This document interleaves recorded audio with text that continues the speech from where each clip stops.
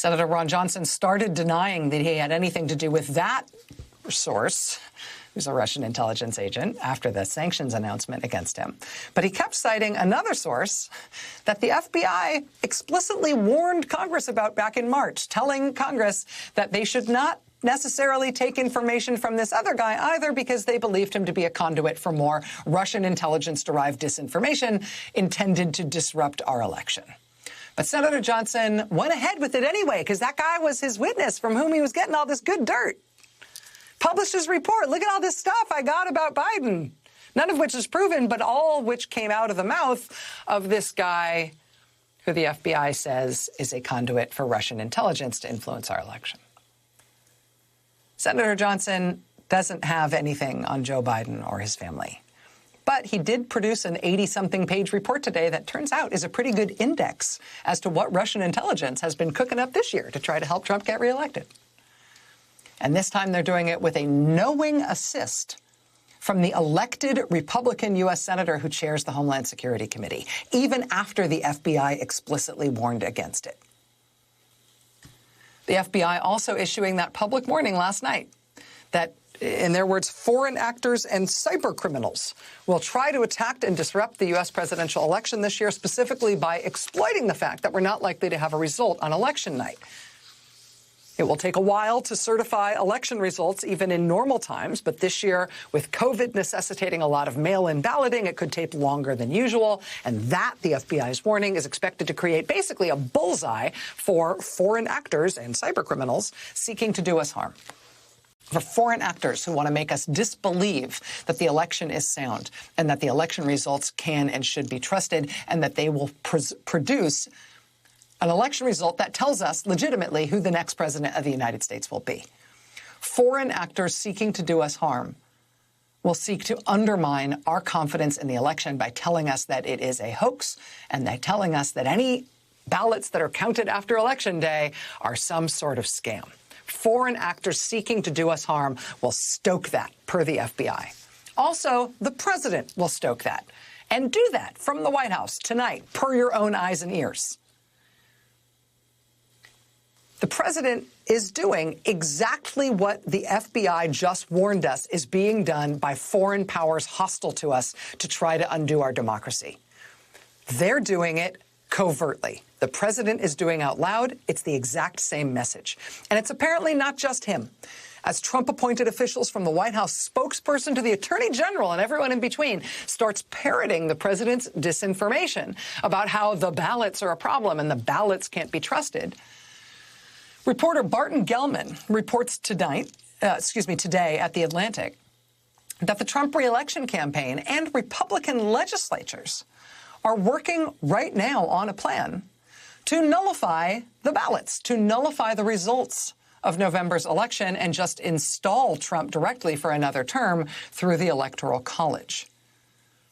And again, I know it's like, this sounds like brainstorming, right? It sounds like the worst case scenario stuff that everybody tried to stretch their brains to come up with as a democracy in peril mind game when Trump started talking in these small d anti-democratic ways in 2016.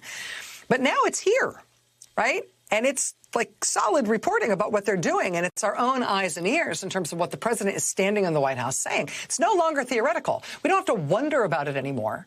Now we're living it. We just have to figure out what we're going to do about it. I mean, here's Bart Gellman reporting today in The Atlantic. Quote, "The worst case is not that Trump rejects the election outcome. The worst case is that he uses his power to prevent a decisive outcome against him. If Trump sheds all restraint and if his Republican allies play the parts he assigns them, he could obstruct the emergence of a legally unambiguous victory for Biden. He could prevent the formation of consensus about whether there's any outcome from the election at all. He could seize on that uncertainty to hold on to power.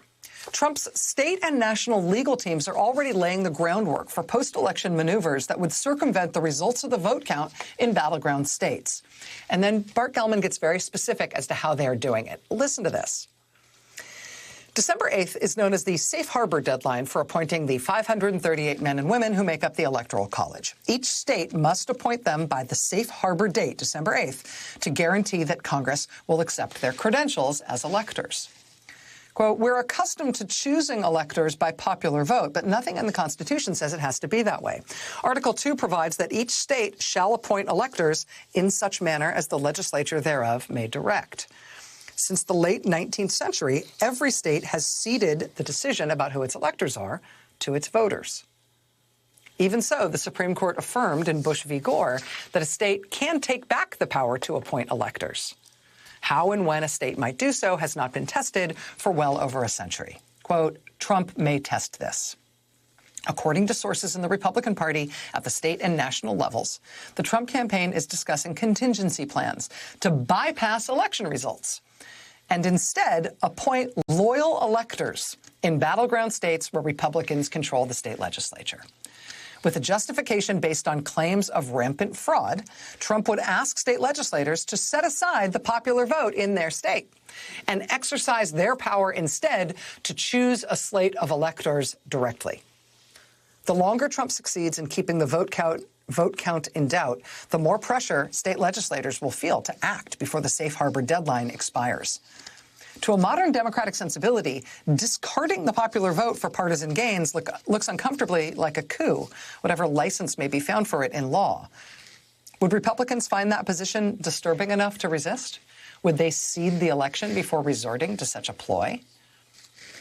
Trump's base would exact a high price for that betrayal. And by this point, party officials would be invested in a narrative of fraud in the election. The Trump campaign legal advisor I spoke with told me the push to appoint electors would be framed in terms of protecting the people's will. Once committed to the position that any continued counting of ballots that extends beyond Election Day is somehow a rigged process, this advisor said, state lawmakers will want to judge for themselves what the voters of their states intended. The state legislatures will say, all right, we've been given this constitutional power.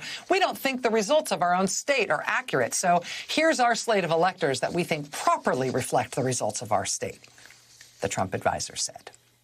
Quote, in Pennsylvania, 3 Republican leaders told me they'd already discussed the direct appointment of electors among themselves.